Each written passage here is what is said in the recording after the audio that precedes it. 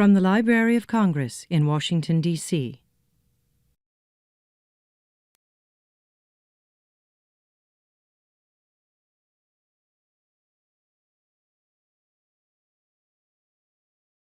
Good afternoon, everyone. I'm Larry R. Surratt, president of the Daniel A.P. Murray African American Cultural Association here at the Library of Congress. I want to take this opportunity to welcome each of you here at the library. You heard the saying, it takes a village to raise a child, and today it has taken a village to put on this program. And I just want to welcome each of you on behalf of the Daniel A.P. Murray Association of the Library of Congress, Blacks in Government, the Library of Congress chapter, Office of the Equal Opportunity Employment, Office of the Equal Employment Opportunity and Diversity Programs, Serials and Government Publications Division, and Prints and Photographs Division. So we want to welcome you. And what if? And we want to welcome each and every one of you on behalf of the divisions in the organizations here at the Library of Congress. Again, we welcome you, and we hope that you will enjoy this wonderful program that has been prepared for you today. Again, we welcome you, and at this time we'll have Mr. Pickney will come and give his presentation.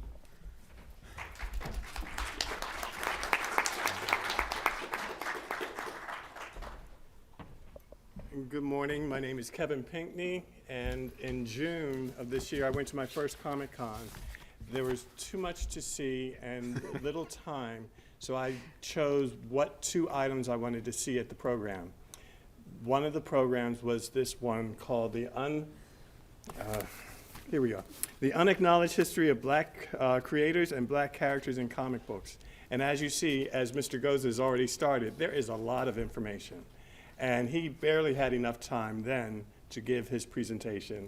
And he's already started ahead of time, and I'm sure that by the time his time's up, he'll have even more to go. He said 5 or 6 hours, so.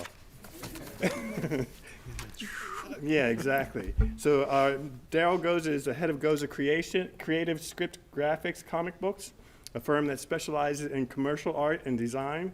He is a well-known author of African American comics and who has explored the American history which shaped the comic book industry. David McLean, to the far end, is co-owner of Graphic Rhythmic Productions. Mr. McLean is a cartoonist and illustrator. He does creative work in New York City metropolitan area and has been in the graphic arts business since 1987. Katrina Oxner, sitting to my left, handles automated digital systems and social media integration for Goza Creative Script Graphics comic books. Ms. Oxner works on creative resources for the firm and provides customer engagement and investigative capabilities to strengthen their brand. And I was going to ask about STEM, but he's already started about that because that's a concept that I was thinking about when he was giving his presentation in June. The other group that was briefly mentioned is the Library of Congress Professional Association's What If Science Fiction and Fantasy Club. And I'm going to leave it to Mr. Goza now to pick up where he left off. They've got the script ready, and we'll go for that. All right, thank you. Thank you.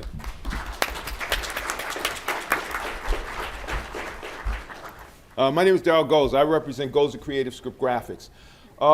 Initially, when I first started doing work in comics, I used to do a lot of shows. And when I was in college, a gentleman met me at a show named Neil Adams, and he said he liked the work that I was doing. He said, come work for me. You can learn more about comics with me than you'll ever learn at school. So within 2 weeks, I was at his studio in New York, and I worked there for nearly 15 years. Well, actually more like 20, okay? I ended up leaving there because I looked out and I realized that as long as you're working for somebody else in that capacity, you don't get to spread your own wings. It's always about having his wings be big. And Neil has some big wings, trust me. He's very good. He has one of the most, I call it the most devastating work ethic on the planet. I'm trying to have one even better than his. Here's a guy that during his formulative years, only had to do 10 comps in his class. He wanted to be the best in his class, so he did 100 and picked his best 10. It took 2 years before the students in the class with him realized they need to do that if they want to beat him. Okay? So coming into that with this, I looked and said, if I'm going to do a comic book line, what's the one big problem that most comic book lines have? Is that they produce a book, put it into the market, hope it makes money, and then they try to do the next one. And then they hope that makes money, and then they try to do the next one. So I looked at my team when I started assembling my team and said, we don't want to do that. What we want to do is we want to have 15 books in the can before we launch. So this way, then it's just a question of getting it into the market. And we found that that's going to be the best way for us to do this. Now, I want to tell you something about creators. They are notoriously, like Batman says that criminals are a notoriously cowardly lot. Well, most creators are a notoriously lazy lot. How do I know? I used to be one of them until I met Neil, okay? Once that happens and you start working with creators, you start to find out they have two ways in which they operate with their work. One, you stroke their ego, make them feel good, and maybe they'll work, or you don't work with them at all. Because ultimately, if you have to stroke their ego to get them to work, they are not committed to the work at all. They're committed to their ego. And I'm not against them being committed to their ego, but in this industry, you need someone that can do the work because you have to do minimum 1 page a day. Complete 1 page a day. If you can't do 1 page a day in comic book art, you're in the wrong industry. You're in the wrong field.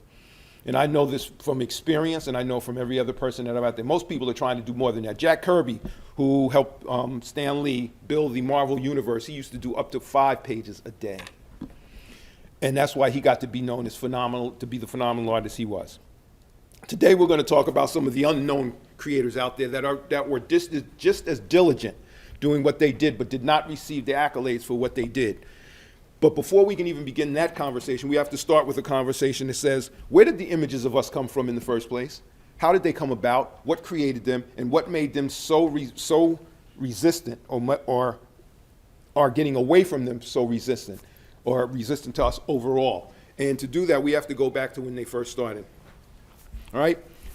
1915's Birth of a Nation, affectionately called the Klansman, marked a time in our history when we weren't allowed to even play ourselves in popular media productions.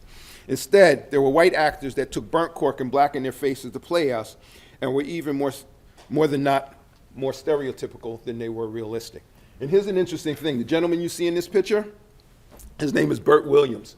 He was a Jamaican who had to put cork on his face to get work. Think of that concept. A black guy has to put cork on his face to get work as a black guy. Okay? This is by and large, for the most part, a lot of how stuff with us worked back in the day.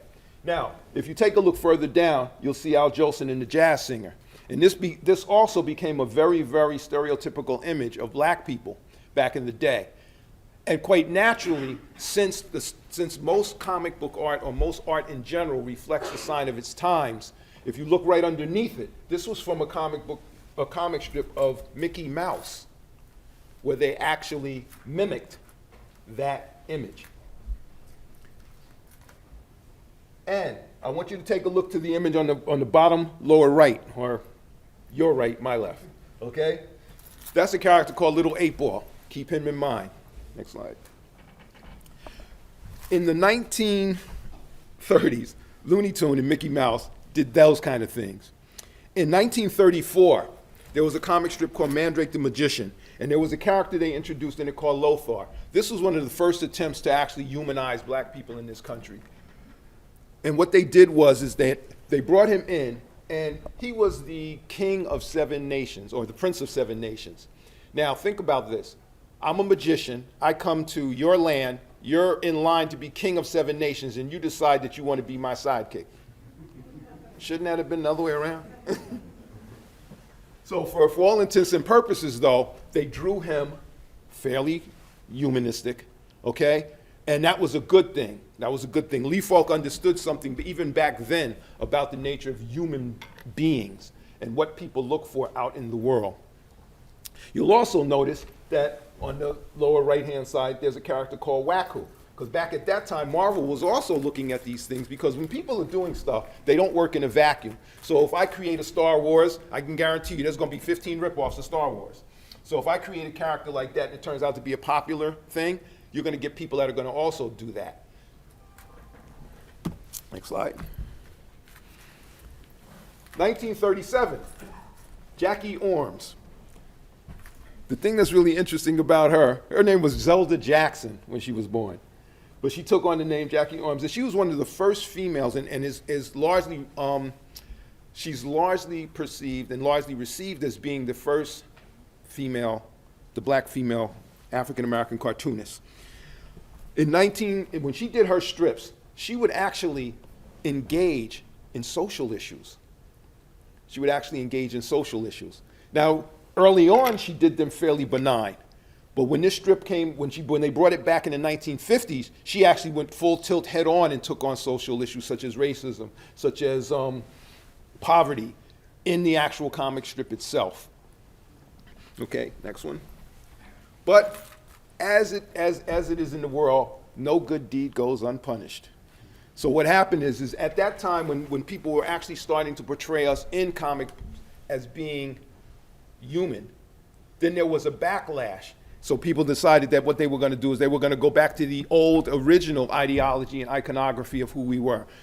Note little 8-Ball. Not only did they do comic strips like this where they gave us the big head, the dark skins, the big lips, and the big eyes, they put it on planes and took it all the way around the world because they wanted the entire world to see us that way. Now, I want you to understand something. I do not fault people for being who they are at a time when they don't know any better. Back then, most people did not know any better. Remember, that Birth of a Clan, that Birth of a Nation film, it basically set the standard for a lot of things in the way that people looked at things in the world. Did most of you know that the burning cross that most Klansmen began to use wasn't even originally theirs? It was done in that movie and they adopted it. There's a brilliant film out called 13 done by Ava DuVernay. If you get an opportunity, see that film. See that film. Rent it, download it, go on Netflix, and watch that film. Because she explains the history of that. And she's very, very succinct in how she does it. Okay, next one. Now, as I said, if you remember, even Stan Lee at the time, and this was before Marvel was Marvel, when they were known as Timely Comics. As Timely Comics, he did a book called Young Allies. And in Young Allies, they created a character called Washington Jones. And by the way, Washington Jones was his name, but what they called him in it was whitewashed. His name was Washington Whitewashed Jones. And for the most part, what he was used as is the guy that always had to be rescued.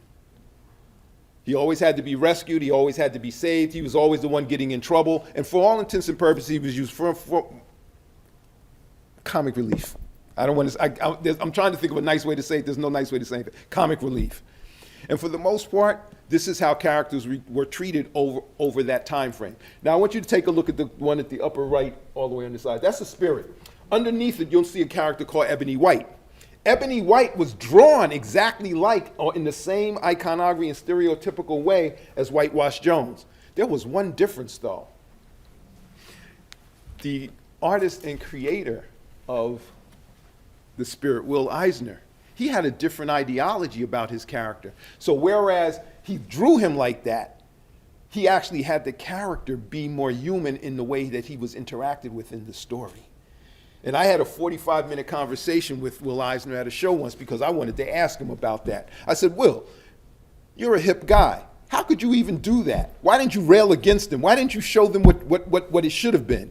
He said, sign of the times. Those were his exact words. That was a quote. Those were his exact words. It was a sign of the times. He said, but I did, at least, to my credit, at least have him be heroic, even in spite of the way he visually was portrayed. And that was true. Next. This gentleman's name's Clarence Baker. This guy, I never knew he was black. Throughout his entire career, I never really knew he was black. But what he did is he specialized in what's known as good girl art, because he knew that if you drew good girls, people would buy your books. So they put him, he didn't even start on Phantom Lady, but he was the one that changed her and modified her so that she was as sexy as she is now. Now here's the sad part about that. At that time, and let me give you a date because I want to make sure that you know this. Now we're in 1944. What happened was there was a gentleman by the name of Frederick Wortham who was writing a book called Seduction of the Innocents. And in Seduction of the Innocents, what he was trying to do was say that comic books led to juvenile delinquency, because they had a juvenile delinquency problem in America, or at least they thought they did. And so what he did is he wrote a book called Seduction of the Innocents, and in that book, he said that comic books, by and large, cause people, young kids, to become juvenile delinquents. He had no scientific data to back that up. It was all based on on supposition and innuendo on his part. But the phantom lady that's on the bottom left, all the way to the side, that was one of the images that he put in his book to say that this is one of the reasons why kids are juvenile delinquents, because they say women half naked in a comic book. Go figure. Go figure. Next one. Now we're in 1947. Now, here's the funny thing. Again, remember, things go in cycles with most people. You may start off one way with an image and a stereotypical way of seeing things, and then as you put that out into the world, people will rebel, and then they'll do something totally the opposite of that. So early we started with us being noble savages. Then we became like Lothar, not really that super intelligent yet, but at least we looked at least human. Then they went back to the other stereotypical image, and now they said, well, wait a minute. There have been blacks that have done a lot of things in the world. But again, we're not necessarily heroes, but what they did decide to do is that they decided that what they would do is that they would actually start to show people that were real life and out in the world. So now they started doing comic books about sports figures, our science guys, and things along those lines because they were safe. And they basically, that's exactly what it was. It was all about being safe. Few publishers did comic books with more positive portrayals of black characters than they did. Paris Magazine Institute published Negro's Heroes in the spring of 1947, but the title would only go 2 issues. There was not enough people that was buying them. And it was from reprints after that point that they started doing it, and then they started doing more stuff along those lines where they would actually get stuff that was already being printed in newspapers, and they would compile them and put them into books. Okay, next one. In 1950, let me go to here. In 1950, Fawcett did a book called Negro Romance, which was the other side of that. But in June of 47, a bunch of creators that was working for a newspaper called The Record decided that what they were going to do is they were going to produce a comic book that featured not only all black writers and artists, but all black characters. And this book was called All Negro Comics, and it was published in June of 1947. It's the first comic book to be published by black Americans to feature black characters and black creators, and may also be the first independent book ever produced. African-American journalist Orrin Cromwell Evans decided that it was time that black people had a comic book. So he produced this book. He got a bunch of his people from the newspaper of like mind, and they produced a comic book. One of the things about this comic book that I found to be very, very interesting is that they actually had superheroes in it. They had detectives in it. They had one little cute story with these 2 little cherub-like little kids that had little wings, and it was kind of really very, very nice. You know, it's one of those really like kidsy things. And when I was reading it, it was funny because when I first found out about this, you couldn't find this book anywhere. I'd seen one write-up on it, one sentence in a paragraph, and then I started searching on the internet for it. And it actually took me over a year and a half to find any imaging from it. And then I found some imaging from it because somebody had an issue that they were trying to sell online. So now what a guy has done is he scanned the entire book, and he's now got the entire book online. So I downloaded it right away, the entire book, because I want to have a history and a record of all the books that have been done by African-American creators and African-American people that feature African-American characters. I want to actually create an archive where we have that entire thing laid out where people can go and they can see it in a historical context of how it goes, you know, from year to year to year to year to year. And this is something I'm pretty sure already I'm going to have to dedicate my life to, because I had no idea there was as much out in the world as there is with this. All right, thank you. Next one. This book is called Treasure Chest of Fun and Fact. Most people may not know, may never have heard of this book. Don't mind me, I'm just a little bit nervous. It's been a moment since I've given this lecture, so I'm trying to remember all of the stuff and the research that I did, because I'm doing research far beyond this now. This book the most interesting thing about it is this book was an anthology title. So in this book, there were usually about 8 to 10 stories. This was one story called 1976. So remember, this book was done in the 1950s. This was 1957. So they were postulating 20 years into the future what a presidential campaign would look like. And in that presidential campaign, you never saw the opposing character. You never saw him. His name was Pettigrew, and you never saw him. They would always have him hidden behind a tree or a lamp or a post. So for the entire 10 issues that it ran, you never saw that it was a black candidate. So think about this. Catholic charities in 1957 thought by 1976 we would have black people running for president or running for the nomination. How outrageous is that in this day and age where we actually now have had a black president? Even though it was from 57 to that far removed. So does that mean if you're like a Catholic school kid, you're going to be like ahead of your time, progressive? Well, I'm going to tell you, I was a Catholic school kid, so I'm saying yes. Okay? And in it, they just showed him winning the nomination. And they left it open-ended as to whether or not he would have actually won the presidency. So now we know today that we can actually have one that can win the presidency. Okay? Thank you. Along with that also, in 1965, we're going to skip ahead of just a little bit. This was the first actual comic book that actually featured a black character in a lead role and as the lead of the book. Up until then, you had a lot of characters like Wacko, for instance, ran in the back of some issues. So you have a lot of other characters that they would put in as part of an anthology story or in a story. But this was the first book that actually, outside of all Negro Comics, where they actually had a lead black character in the book. The thing that's very interesting about this also is that it was done by what was considered at that time a major publisher. Darrell used to be a major player in the book space, in the publishing space, in the paperback space, and in the comic book space. And this was something I didn't know either. When I was a kid, we used to laugh at the Darrell books. They'd have like painted covers and then they'd have some story on the inside. We'd look at that and say, okay, that's nice, that's cute, but we're going to Marvel and DC. But I had no idea about the history of Darrell until I saw this book and I started reading up on what Darrell did and what else they produced, because my attitude is if they're producing this, do they have black females? Do they have, Hispanic females? Do they have, so I'm trying to see everything that they have, and unfortunately, this was it, all right? But this was, for all intents and purposes, the first book to feature a black character. So all of you people who thought Luke Cage was it, you are wrong. For those of you who know who Luke Cage is from Marvel, all right? Next one. Now, when that book came out, I'm going to tell you one quick aside. When that book came out, the general print run on that book was 200,000, which was the standard print run for Dell at the time. Those books were sent out, and most comic book companies are working 3 months in advance. So they're basically working on their third book before that first book comes out. This one, they put out the first one, then they started working on the second one. When they went to look at the numbers and the returns, the sales, they were noticing that the books were not selling. And they're like, well, why aren't the books selling? And back in that day, they had what was known as returnables. In other words, you'd rip off the cover, send the book back, and you'd get credit for your next purchase. So what happened was the books were coming back with all the covers ripped off.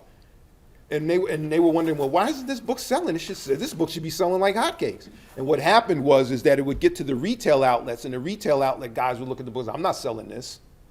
I'm not selling that. It's a black character, I'm not selling that. Now, here's what I'm thinking.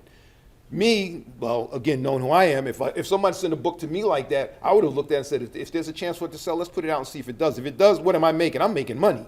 You understand? I'm not trying to not make money. I'd be want to make money. But they were not going to forward a black comic book character. So they were sending the books back. So by the time they got to the second issue, and they finished the second issue, and a friend of mine actually purchased it.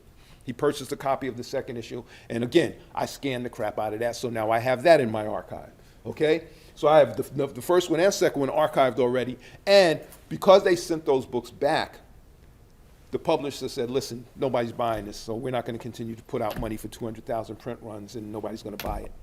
So that ended that. So they only had 2 issues, and that was the end of that. But the interesting thing was the fact that they actually got that book to the stands made an impact on the industry. So now what happens is Marvel looked out there and said, well, maybe there is time. Maybe we need to have a black character out there. Maybe we should. So they reached back in their archives, and they pulled a book out called Whack Who. Remember him from back in the 1930s? So they brought him back. But now they were not really willing to give him his own book just yet. So they said, well, we'll do it as an anthology title. And as an anthology title, they'd have a bunch of different stories, and Whack Who's story was just one of them. So they put it in there. And here's the funny thing. People liked it fine. It wasn't as if they ran away from it or got away from it or didn't like it or didn't want to read it. So they said, well, wait a minute. Now I wonder.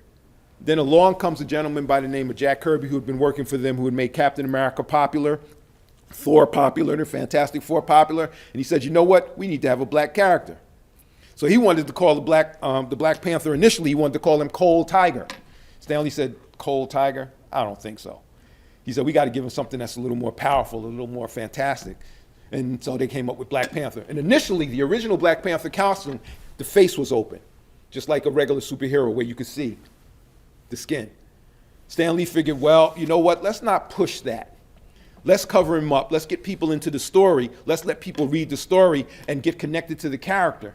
And then they'll realize who he is. So that's why you have Black Panther in the all-black outfit. And when it came out in the book, it turned out that it was a hit. It turned out to be a very, very phenomenal book in terms of their selling structure. And at that point, they realized they had a hit on their hands. So they decided that they were going to actually start to do some stuff with him.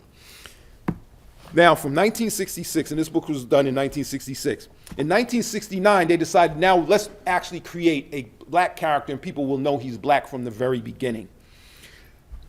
This is where the Falcon came in. And by the way, the Falcon came in because he was recruited by the Red Skull to help the Exiles defeat Captain America.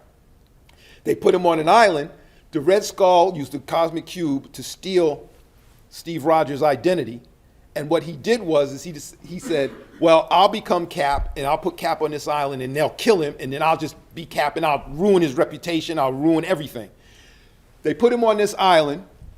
He runs across Falcon one day on the island, and he's like, who are you? And he's like, well, who are you?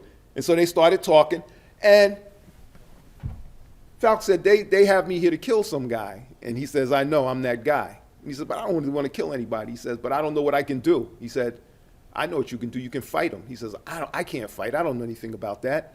So Cap says, I do. Let me train you. So Falcon and Cap, in secret, were training each other so that they could take on the Exiles and then take on the Red Skull. Now, if any of you know anything about heroes in comics, do heroes win? So did they win? Absolutely. But in that, when they were fighting, he said, Falcon, you need to have an outfit. And at that time, Falcon already had the bird. Redwing was his bird or his friend on the island. So as such, he decided he'd take on the name of the bird, which was a falcon. So he did. And the interesting thing was when they fought, he said, you need to have an outfit and you need to give yourself a name. He said, call me the Falcon. And there was Falcon. So they fought, they won, and they got off the island. And again, they had a hit in the Falcon character. And they brought him back a couple of times in Captain America's book. So from 1969 to 1972, still no real major black presence in the major comic book industry. But now they looked up and said, you know what? We need to have a dedicated book specifically to a black character. Now, remember, none of this stuff happens in a vacuum. So outside of that, what happened? You had the blaxploitation films that were happening during that time frame. Anybody remember Sweet Sweetback's Badass Song, 5 on the Black Hand Side? Yeah, so now guess who's going to the movies? Black people. And let me tell you another little aside. When Mario Van Peebles attempted to take Sweet Sweetback's Badass Song and get it into the distribution net, nobody would buy it. Nobody was going for it. There were two little guys, there were two Jewish guys, I think it was in Chicago, who had a movie theater that was failing. And so when he came to them, he called them, he said, listen, since the distributors aren't doing it, he's decided he's gonna call all the movie houses to see if he could get it in there. Nobody was listening. These two guys, their movie theater was failing, they were gonna lose it, so they said, you know what the heck, we got nothing to lose. We'll run it for a week and see how it does. So they took Sweet Sweetback's Badass Song, put it in that movie theater, and within one showing, had lines around the block 4 people deep. So now, of course, Hollywood, when they're getting the numbers back, okay, from their tracking sheets. It's like, well, wait a minute. All of our movies are flatlining. How come this movie's doing so well? So they sent a representative out there and they said, yeah, we're running this black film. So they said, really? Wow. So the blaxploitation theory of film began. Now everybody wants to put a black film out. Why? Because they realized that there was a market out there that they had never ever looked at as being a market. And again, to me, smart businessmen, when you're looking at dollars and cents, you're not looking at color, you're looking at dollars and cents. And if 15 people in this, if everybody in here was an elf and they were paying to come in here to see this, trust me, I'm making an elf movie. Okay, let's be real. Okay, let's be real. I'm making an elf movie. So that's what happened. So Marvel looked up at that and they said, maybe we should make a black comic book dedicated with a black lead character. We'll be the first in history. They didn't remember Lobo. They didn't remember all Negro Comics. So Marvel actually marketed it just like that. The first black character to have his own book. And the book sold well.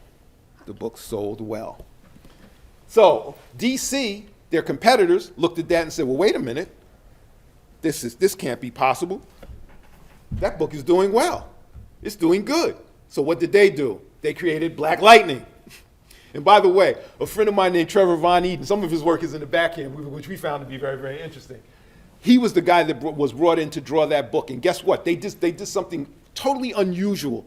Usually they're looking for people that have a lot of cred and a lot of history in doing comics. Trevor Von Eaton was 16 years old when he drew that issue. 16 years old. So now they had the opportunity to have a double coup. Number one, they had a black character, and not only was it a black character, whereas theirs was drawn by white men, ours is drawn by a young black guy. And that's how they marketed it. And all I can say to that is what Trevor told me. He said, God bless him. God bless him. Next one. Now, across the pond, in England, they were looking at this phenomenon in America called the blaxploitation era. They were looking at the fact that black books were now in the mainstream and were selling, and they decided, well, we need to do one too. So they decided to do a book called Power Comics, or actually the book was really called Power Man. This is a compilation of it when they finally did it again and brought it back in this form. Now, the character that they originally had was a character called Power Man, and his only weakness was snakes. Now, don't get me wrong, I have that same weakness. Okay?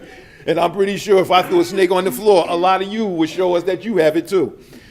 But outside of that, he did it. And here's the thing, they wanted to market this to schools in Nigeria.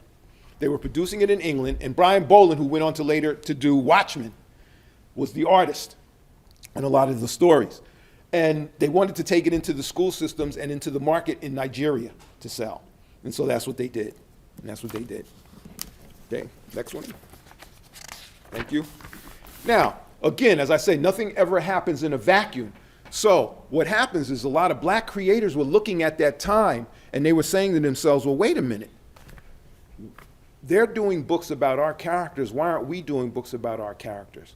Why aren't we doing conventions, comic conventions, where we're bringing in a lot of black creators to show what black creators are doing? Because again, we're part of this gestalt. So we're looking at this stuff and what we're doing. Dave and I were creating stuff all along that time frame.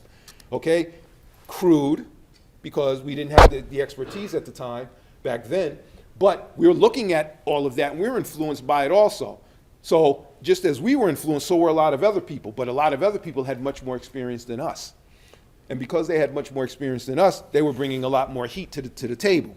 And because of such, a gentleman by the name of Tuttle Only, his career has touched upon a variety of disciplines in fine art, applied art, visual art, producing works in painting, drawing, illustration, publishing, fashion, multimedia production.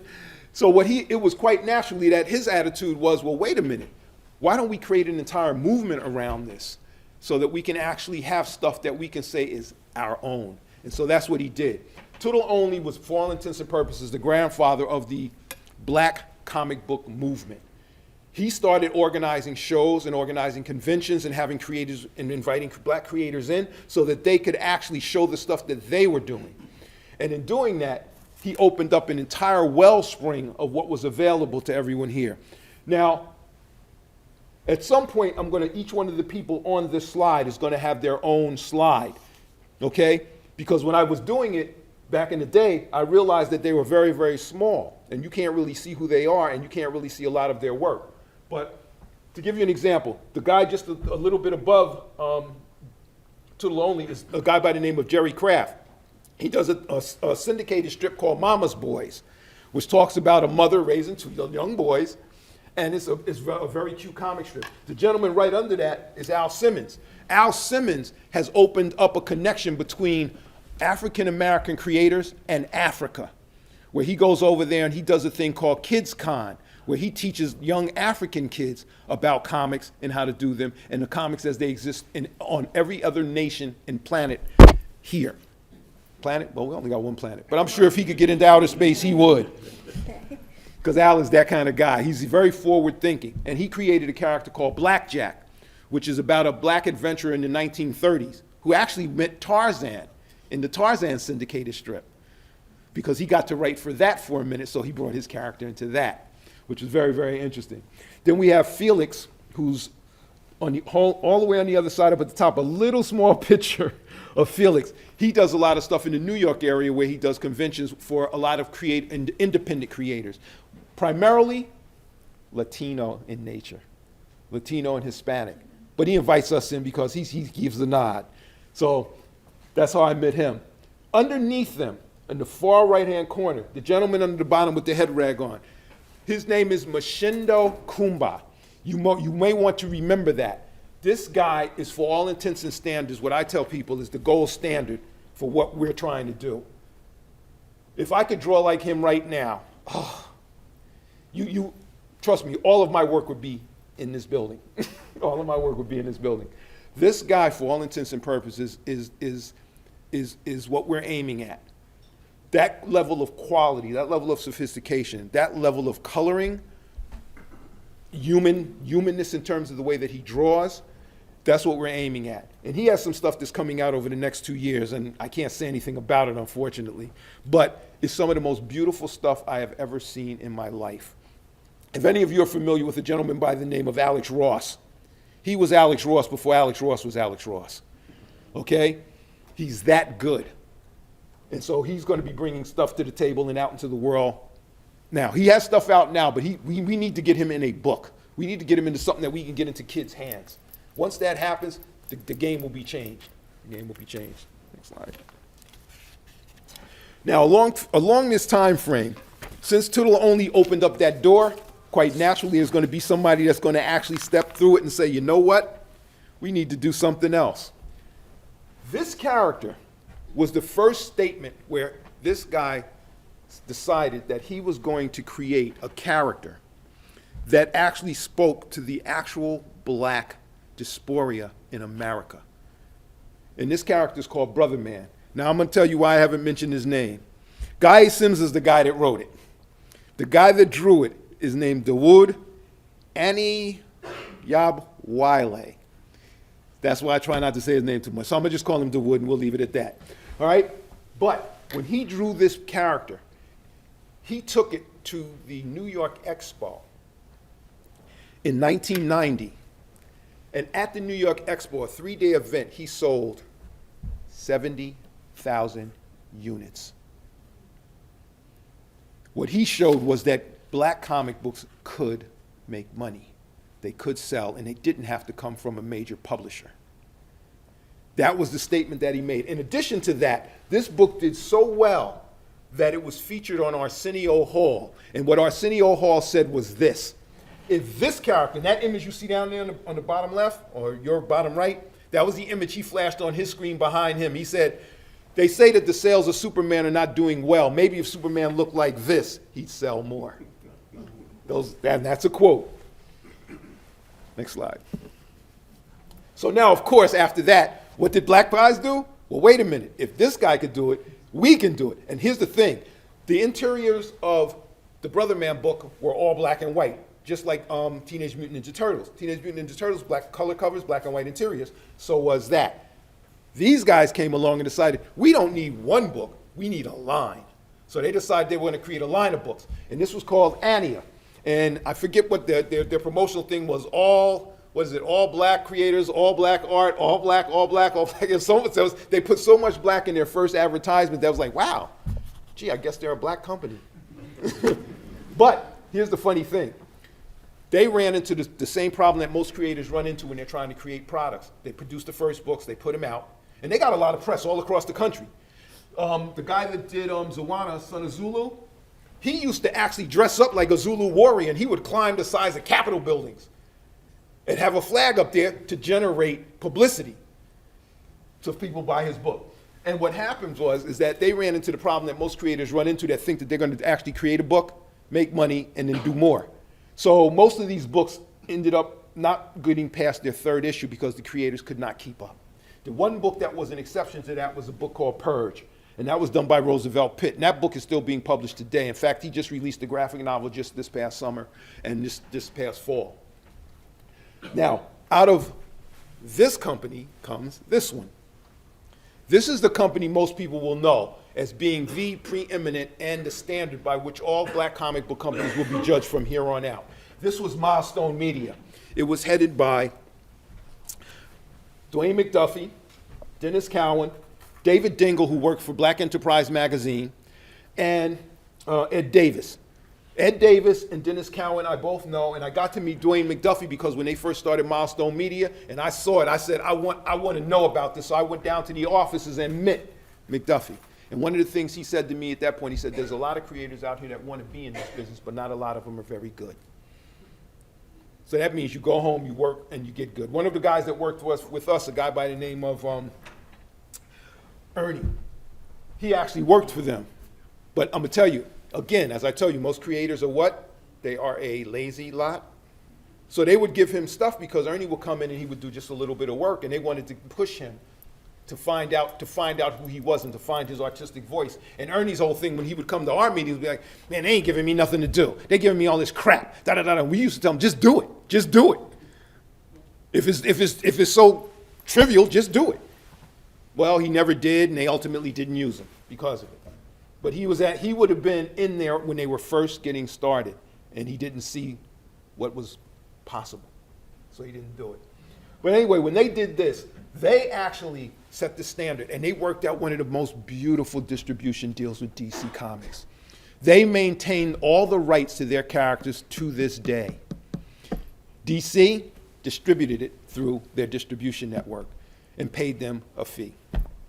So all they had to do was produce the books, get them into the pipeline, make money, right through DC. And DC was being carried by every major retailer on the planet. Not just in this country, but worldwide. Now, I'm gonna tell you a little interesting thing that happened with that. As with anyone else, when you start to get a lot of notoriety in this business, when good opportunities come your way, you want to take them on. So what happened? Motown Records at the time decided they wanted to go into animation. So what did they do? They reached out to these guys to help them form Motown Animation, which is why you now have the Static Shock animated series. That's where it came from. It came from them and this, because they did Milestone. Next slide. Now, in addition to that, everybody looked at what Aniyah did and then looked at what Milestone did, and of course, how could we not do it ourselves? We couldn't. We had to. We were compelled. So what I did is there's a group there called Watch Out Magazine. That's how I met this gentleman, Dave McClain. He was at Watch Out a generation after me. And we were being taught the comic book industry by a gentleman by the name of Don Brown, who's no longer with us. But he opened the door to showing us that we too could do this stuff. All right?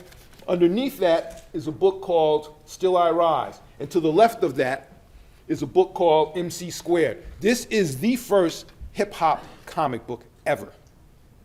And how do I know? Because they came to me to have me do it, and we could never work out the financial thing. So they got another guy by the name of Alufu Bey to do the artwork for them. And until the day that he passed, he and I were in communication and good friends. All right?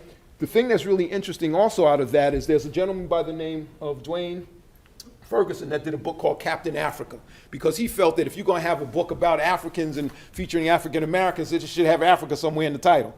So he did a book called Captain Africa. But his claim to fame wasn't through this book. It was through a book called Hamster Vice, which floated an entire line of books called Blackthorn for over 2 years while they were forming.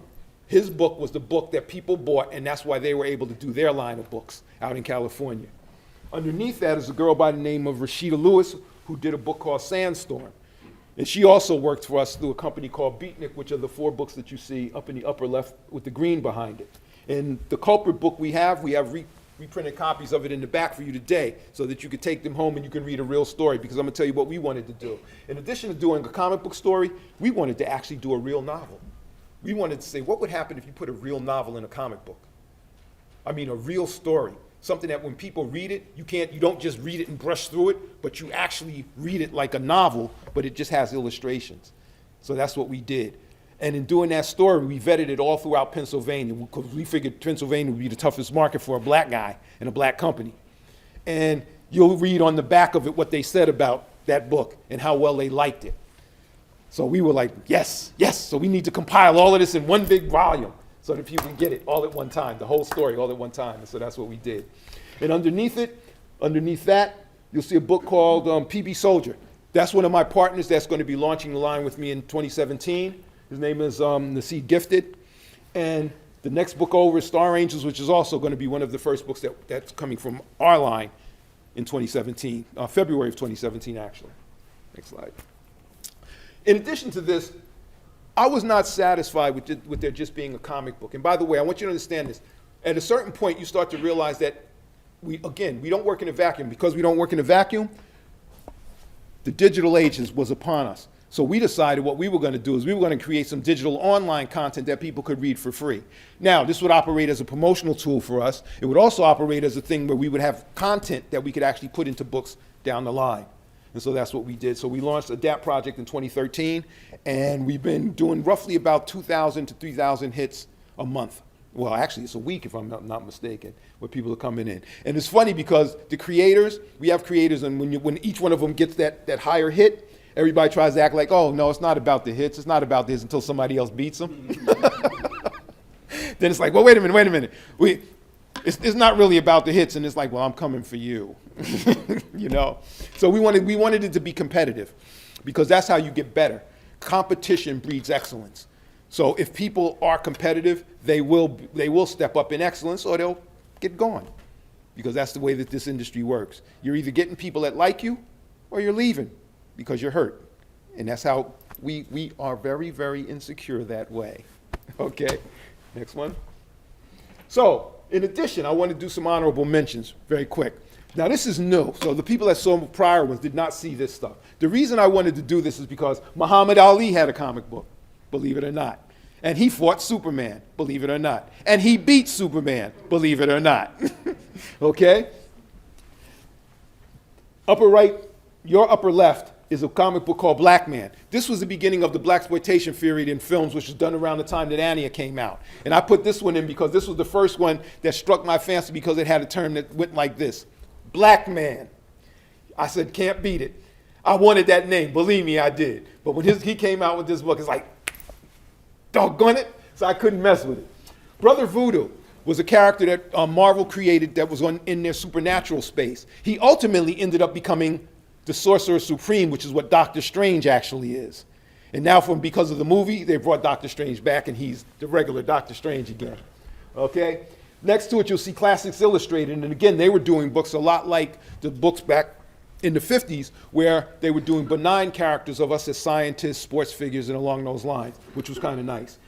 On the complete left, the 2 books on the bottom, these were books which were based on animated characters. Cosby Kids, Harlem Globetrotters, and there's a whole bunch of them. I just put 2 up, but there's a whole bunch that were done based on animated things, because they knew that if kids were watching the animated series, that they automatically had a locked-in audience. And so they would actually produce books based on that. X-Men.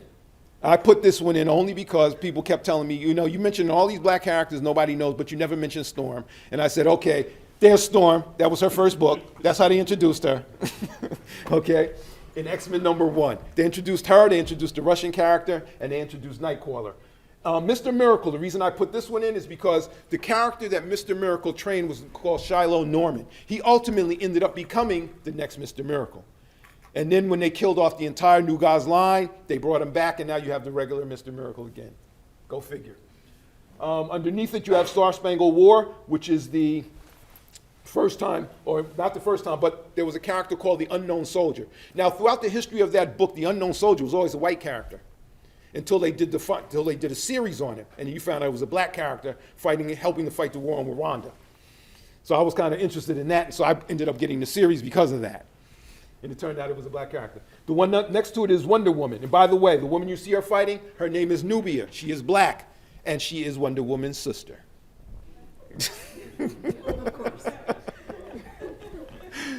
Now, the reason I say that is because her mother created two. She created Wonder Woman, and then she created Nubia. She made her with a different clay. That's all. All right? Underneath it, you'll also see Spider-Man and the Prowler, and I had a conversation with a gentleman earlier about the Prowler character. All right?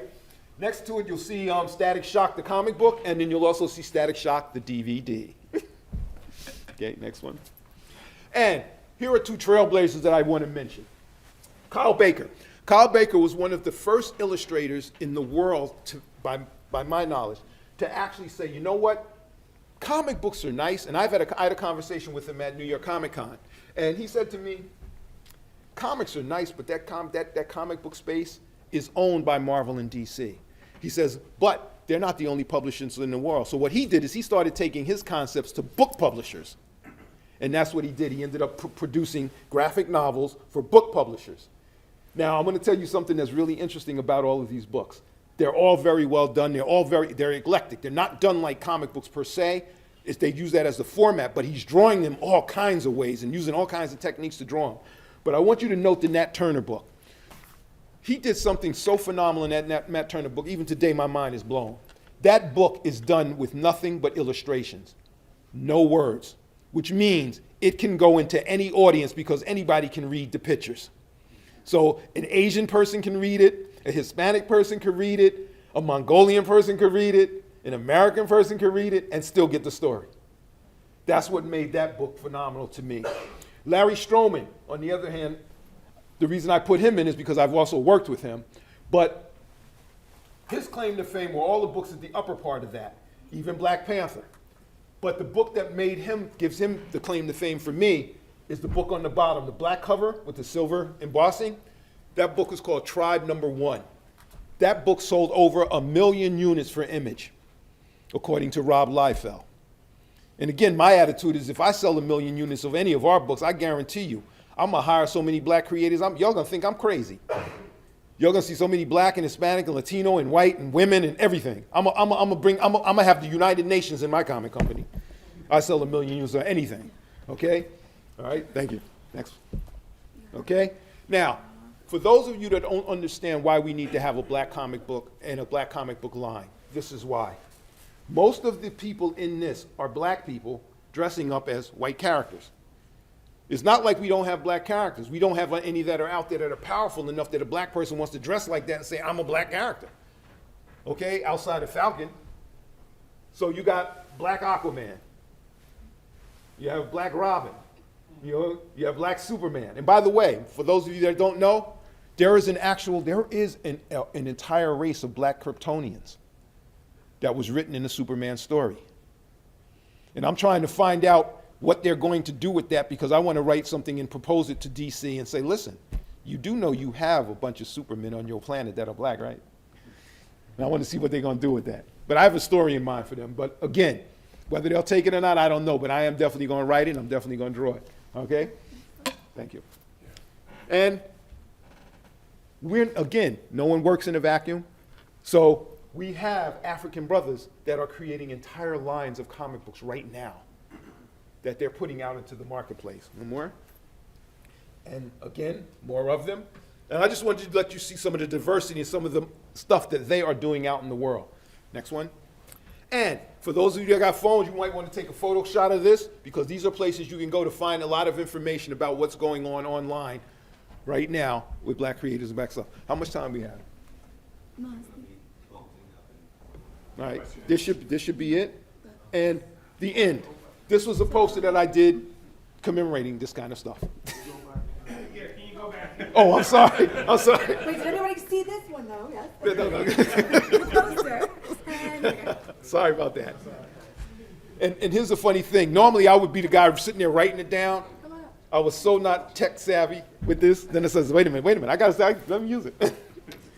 So this is what we do now to make everybody know so that you can go. And if you go to these things, a lot of the stuff that you've seen here today, you'll see. And a lot of stuff like the international one. I didn't get a chance to go into South American heroes. Deepak Chopra, the guru, he had a line of comic books of Indian characters from India. Like the real India, not Indian American, India. So I hope this has been at least fairly informative.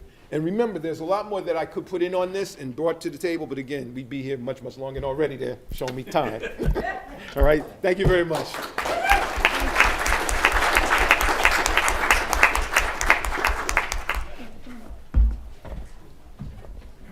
Good afternoon, everybody. My name is Darren Jones, and on behalf of all the organizations that sponsored this program today, we want to thank Mr. Goza for that excellent history of black characters and creators. Let's give him another hand. More to come. And he and Ms. Oxner and Mr. McLean are going to take some questions in a minute, but before they do that, I want you to see Lamont before you leave the room. Lamont, raise your hand. He's selling some books in the back. And we also have Georgia Higley back there, who is with the Serial and Government Publications Division, who has some comic books. And we have Sarah Dukes. At least she has her presentation in the back from Prints and Photographs. So see those things before you leave today. By the way, anybody that purchases any of the books of ours back there, do let me sign it, please. That's what will give it value in the future. We want all our books to be worth $10,000 in 10 years. Just letting you know.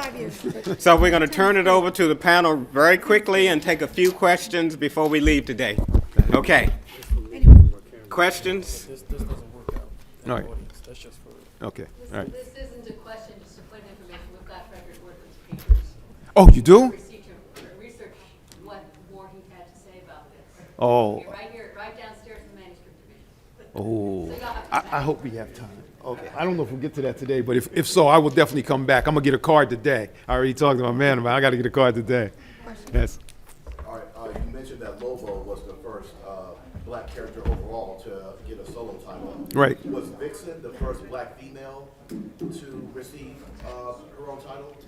Vixen, they never really gave her a title per se. For the most part, what they did is they do it with women. They do this really weird thing that I never understood. They give them these like short runs. They'll give them like a 6-issue run. That to me is not really giving a person an issue. If you believe your character's good, give them a book. Give them a book. Let the audience decide whether or not they'll run. Even Wonder Woman, they fight with Wonder Woman to keep her out there. And I don't understand that at all, given that there are more women in this country than men. But they never promote her. If you look at the Avengers movie, when they did the marketing for the Avengers movie with the toy line and the dolls and the action figures, they didn't have a Black Widow action figure. Do you know how many girls would have bought that action figure?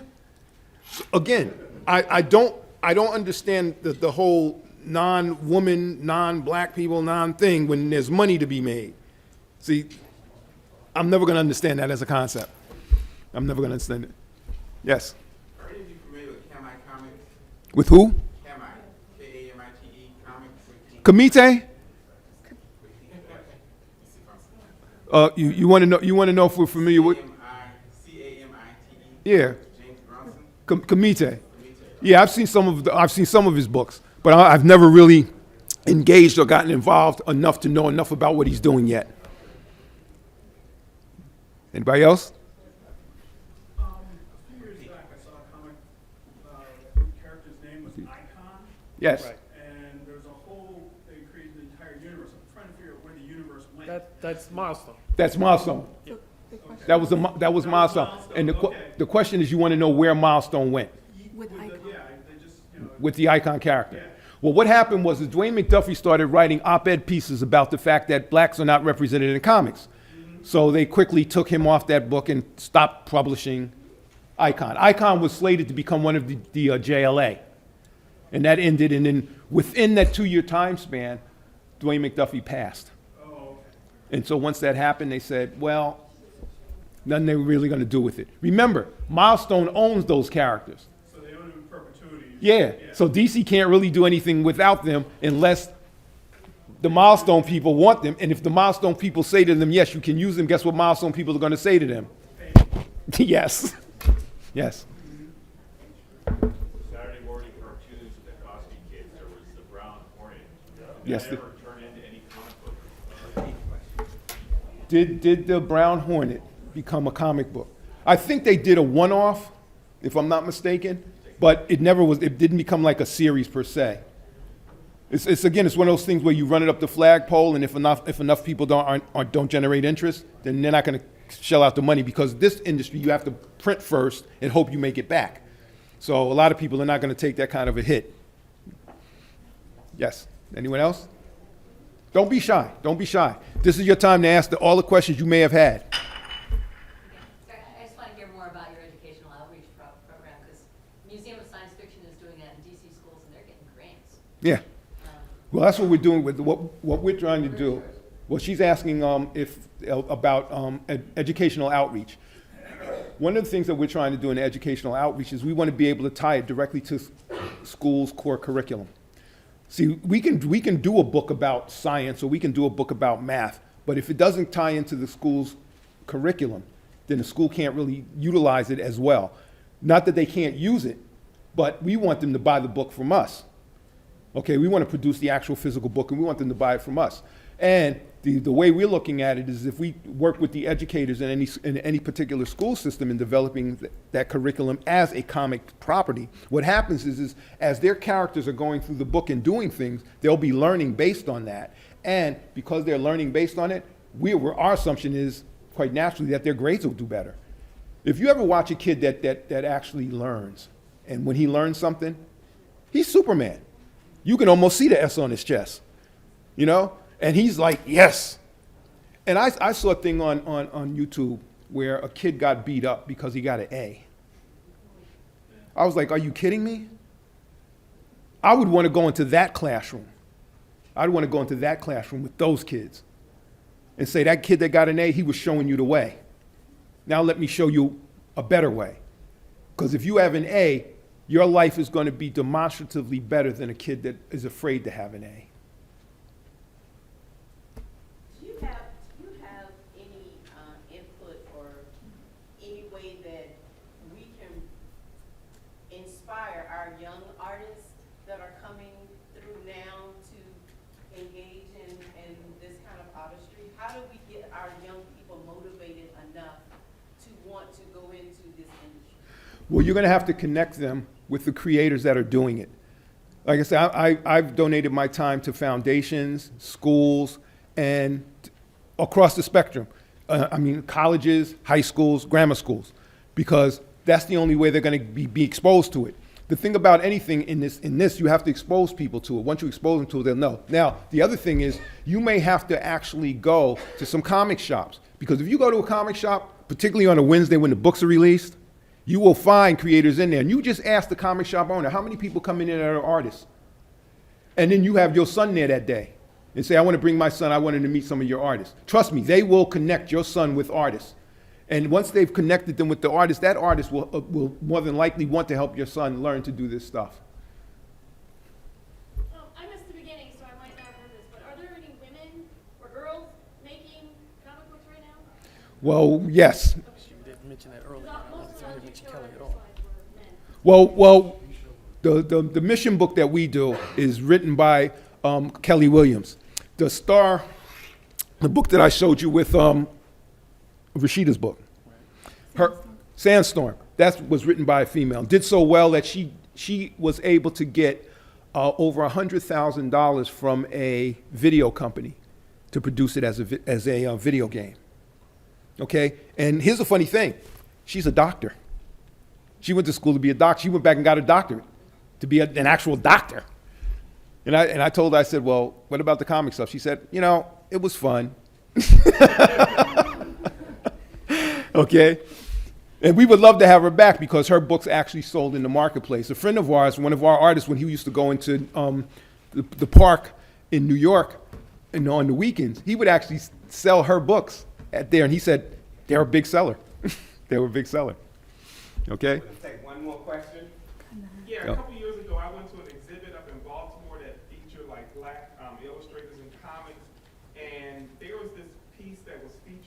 that was narrated by the Hoodlum brothers, and there was this like black sci-fi comic, and I forget the name of it and stuff. I was wondering if you were familiar with it. Hudlin Brothers. No, I'm not. Black, I think it was like TP. It was like some initials or something. Well, I thought it was kind of interesting because it was black sci-fi. Well, here's the most interesting thing about all of the black people that are doing stuff in this field. Like I tell you, there's so much stuff out there. I try to catch as much of it as I can, but I'm sure stuff is falling through the cracks. I'm absolutely sure stuff is falling through the cracks. But that won't be the case all the time, because this for me is a lifelong journey now. Okay, the gentleman that started me on this path, okay, that started me on this path of finding the historical side of this. Okay, it opened my eyes, and once it's like I feel like I was in the Matrix. You know, they unplugged me, and I was like, no, I can't go back. I can't go back now. There's just too much out there. I'm so curious about everything now. I'm not even locationally afraid anymore. I want to find out what people in other countries are doing. I want to find out what, the little kid that's in the Burmese jungle. What is he drawing? What kind of book is he doing? What kind of story is he telling? So I'm hoping that at some point that we'll have that an international, what I was saying, an international nations of comic book creators, that where everybody's involved and everybody's engaged. That is my hope. That is a dream I have. Thank you. All right, I want to thank you. This has been a presentation of the Library of Congress. Visit us at loc.gov.